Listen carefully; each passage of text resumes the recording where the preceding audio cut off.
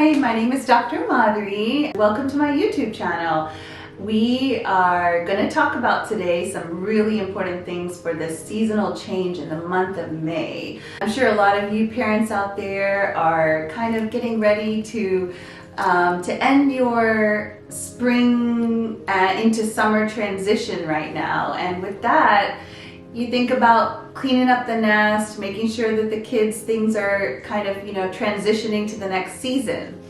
But when we talk about seasons, some seasons are meant to be small and short in the course of a year. But there are also seasons that last years, like chapters of our lives. As I ponder about my own children, my daughter who's graduating 5th grade and my son who's graduating 8th grade, I'm in the mood of just thinking about transitions in life, graduations, the closing of one chapter, but the beginning of a new chapter. I still remember like it was yesterday, that day when I first took my 2-year-old son into his daycare preschool, and he was terrified. He was screaming, he was clinging onto me, crying, trying to do everything in his possibility not to let go. And that was the hardest thing for me, to let him go and to be able to move on with my day. As you know, I'm a pediatrician, so I've always had to leave my children to the care of others while I care for others' children. And with that, I remember that day so clearly, so vividly, how he was so anxious to start that first day of school. In contrast, complete contrast to that, 3 years later, my daughter, she was like a free bird. She just walked right into that school, forgot to say bye to mommy, and was with her backpack that was 3 times the size of her. You couldn't stop that force. When I took my children to their first day of elementary school, boy, was I in for a surprise. This was not a little small building like I remembered from my own memories. This was a massive, huge 2-story building with thousands of students inside of it.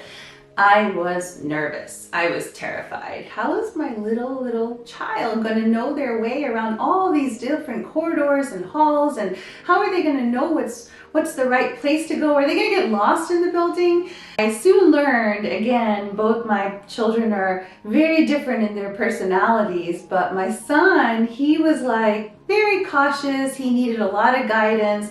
My daughter, as always, was a flying spirit, and she just walked in and just took over that whole school. Both of my kids learned how to socialize, learned how to navigate those halls, and now as they say goodbye to their chapters, my daughter's graduating 5th grade, I am saying goodbye to this elementary school and all of the teachers who helped care for my children as they were learning how to grow and learn what mattered to them the most in their lives. So as my daughter says goodbye to elementary school and moves on to middle school, and my son is saying goodbye to middle school and moving on to high school, I think that I am in a point of reflection right now. I am trying to support them as each of them develop their own unique personalities and their own unique needs in this world. And parenting is so different for each of your children. If you have more than one child, you'll know what I'm talking about. They each need their own way of support, and it can be really hard. It can be really hard as a parent to know what's the right way to guide them. A lot of times they're kind of, not really sure what to even talk about. They come back at the end of the school day and they're just, sort of tired, or maybe they're just distracted, of course, with their video games or other things they like to do. So those small moments of really understanding life and life lessons, for me, it's usually before bedtime. It's usually our story time that we still keep up at the end of the day. And lately, I've been talking to my children about new chapters. And so when you, as a parent who might be saying goodbye to elementary or goodbye to middle school for your children, know that this is just a chapter. And I think that there are a couple main principles or values that you want to instill in them as they move on to this new chapter. And my suggestions for how to have those talks with your kids, I have a few. Number one, be yourself. I think that's the hardest part for many of us nowadays. We may not even know what that really means, right? So I'd say that as you talk to your child when they're graduating, remind them that this world needs them to be themselves. That means be authentic, be real. Don't try to change who you are in your core, because then it just won't sit right. You want to allow your child to start to understand their own inner instincts. And that can be really hard to find and figure out in this really chaotic world that we live in that has a lot of noise. So make sure that you have some still moments, some quiet moments with them, and ask them, hey, when do you feel like you are really being yourself? What kind of situations? Who do you spend time with that makes you feel like you can be you? And start to kind of reflect on that with them. What is it that allows them to be themselves? And make sure that they carry that through each new chapter. And that may change. With each chapter, who they are may change. They'll continue to learn, but they always need to come back to that core of who they are. Number two, be honest. And this is going to be the hardest one, because it is often very easy to distort the truth or tell little white lies or avoid telling things. And usually that will lead to more problems. So make sure they understand that honesty truly is the best principle. It might be a harder route. They might have to deal with uncomfortable feelings and really uncomfortable situations. But in the end, they will be safe and they will be okay as long as they are honest. So ensure them that you will always be honest with them, and that you know and trust that it's okay if they make mistakes. It's okay if they don't make the right choices, as long as they come to you and they are honest with you, they are honest with the people in their lives that matter the most to them. Number three, boundaries.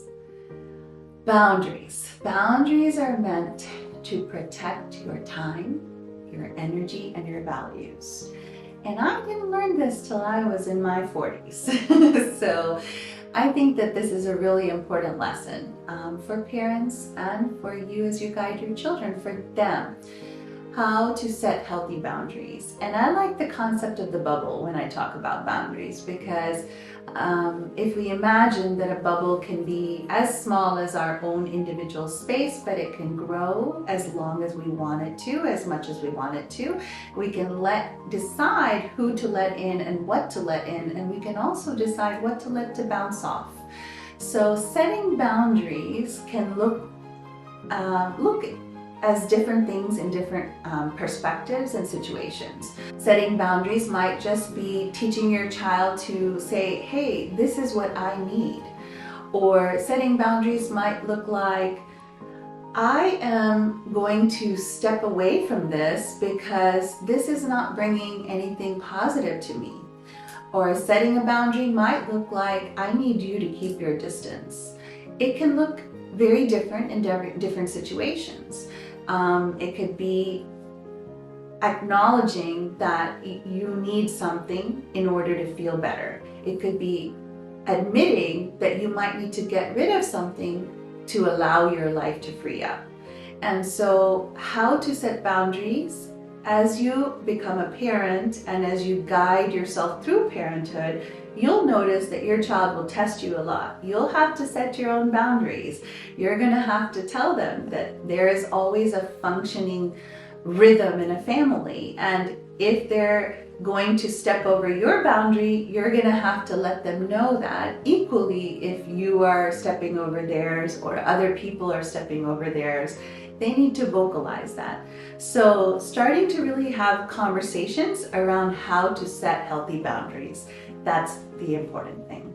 Number 4, compassion. Compassion is a very easy yet very difficult concept. So when we think of compassion, we might think of the general kindness that we show, but often we think of that in terms of the kindness we show to others.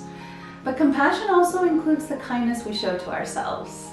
So as we guide our young ones into their next chapters of life, make sure that you have some really heart-to-heart discussions, maybe even get a little fun poster board out and start to make a little vision board of what compassion looks like.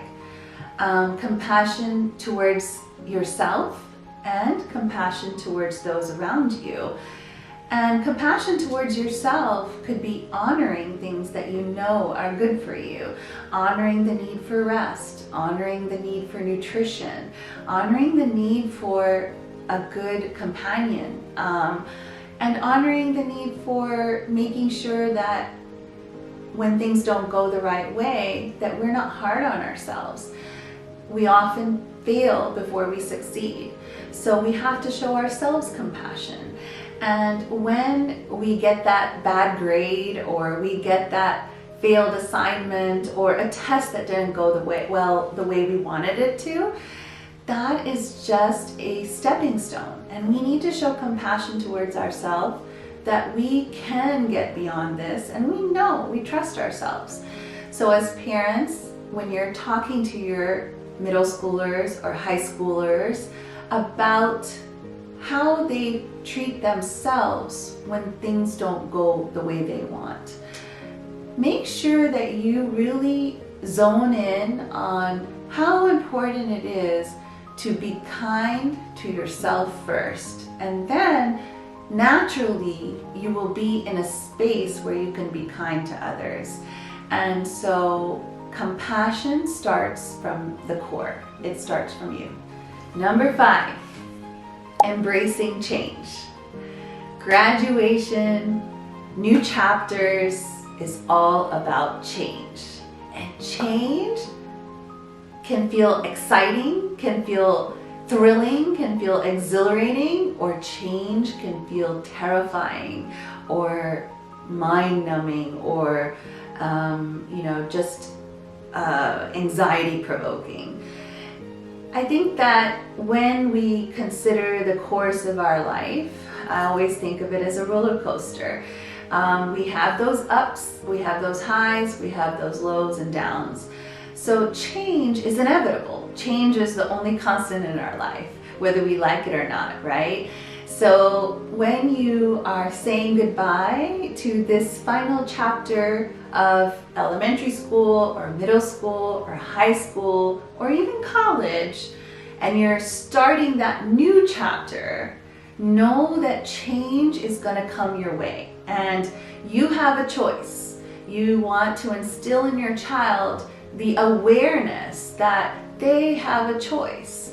They can tighten up and go into a fight, flight, or freeze sympathetic nervous system response where they're just like, I don't want to change. Or they could let loose. They could take deep breaths. They could kind of go with the flow and see what happens.